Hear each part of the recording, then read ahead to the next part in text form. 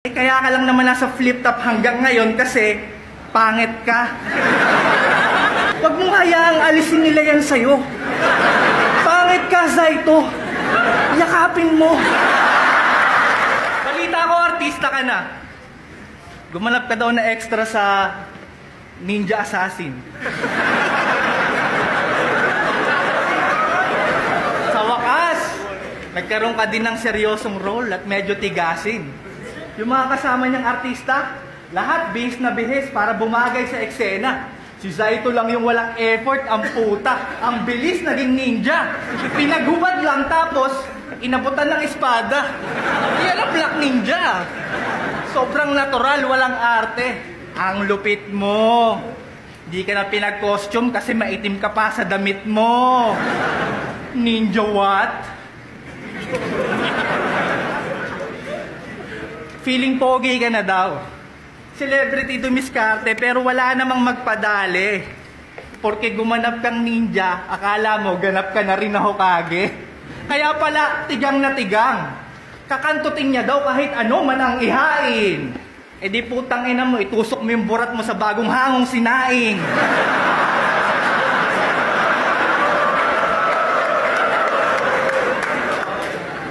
Tanginan to, kahit anong pilit mo sa babae, wala kang dating at poise.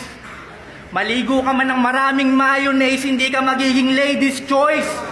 Ninja what? Talagang tinuruan mo pa maging ama si Flick G. Akala mo talaga kung sino. Eh sino nga ba tong may tinatagong sikreto sa lahat ng nido? Kaya ka na-aresto.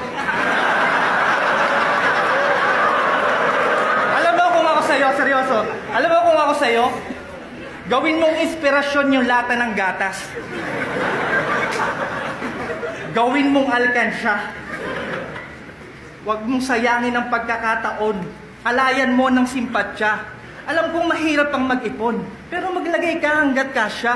Para pagdating ng panahon na punong-puno na ng barya, pwede na nating basagin sa ulo mong tangina mo ka. Akala mo ipaki ako sa'yo? Gago!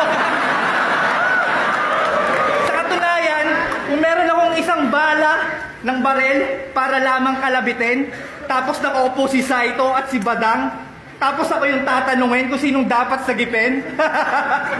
Tangina mo, Zaito! Kukunin ko si Badang at patatayuin.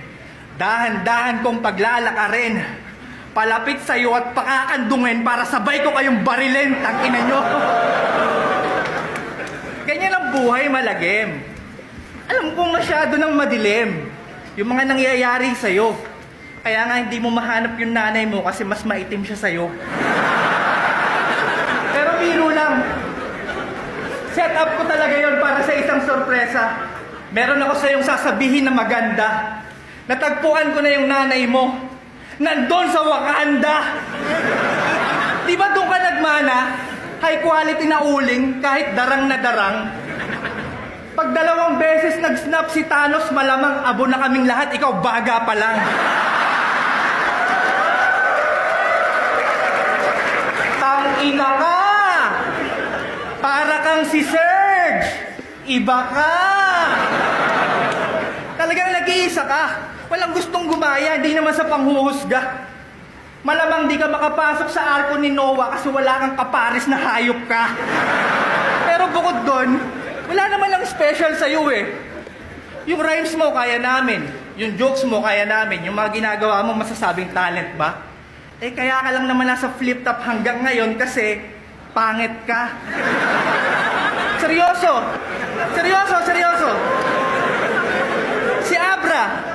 Si Abra, sa tingin mo kung ganyan mag-rap, may karir ba? Wala, Zaito. Wala. Pero ikaw, meron. Kasi pangit ka. Huwag mong hayaang alisin nila yan sa'yo. Pangit ka, Zaito. Yakapin mo.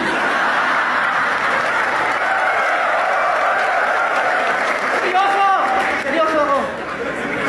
Lahat ng iyong sakripisyo, paghihirap, pag-iwas sa bisyo, pagsisikap, yung lakas mo ng loob at pagtitiwala. Yung pananalig mo sa taas at paniniwala, lahat yan sa ito. Lahat ng sinabi ko, putang ina, walang connect sa'yo. Basta nandiyan ka lang kasi pangit ka. O baka naman, sip-sip na rin. Oy, di kaya? Patay tayo dyan, naloko na. Dati bato lang ginagamit, ngayon pati tao na. Basta may pakinabang kakapitan, yan ang style mo. Para sa takhilya, para sa liga, o para sa ito. Oh, gusto pa yatang slow mo. Sabi ko, sip-sip kang tao. Basta may pakinabang kakapitan kasi para sa ito.